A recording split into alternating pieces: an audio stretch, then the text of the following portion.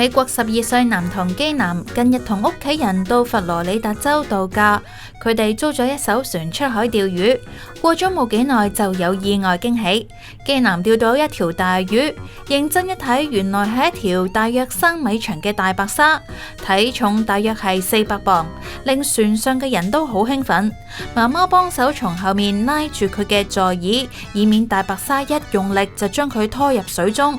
船長喺旁邊指導基南點樣收竿，最後用咗大約45分鐘，先至將大白鯊拉到船邊。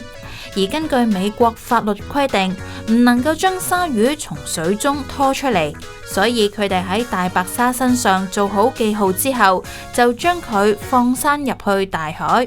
基南原本期待出海會釣到吞拿魚或者石斑魚，點知會有更大嘅收穫。基南嘅媽媽話，仔仔多年嚟好中意釣魚，透過釣魚培養耐性同獲得經驗。佢從來都冇釣過大魚，甚至好多時一條魚都釣唔到。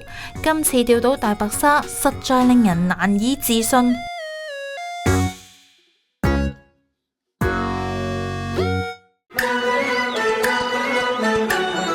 東方東網綻放光芒，東方傳媒機構同人鞠躬。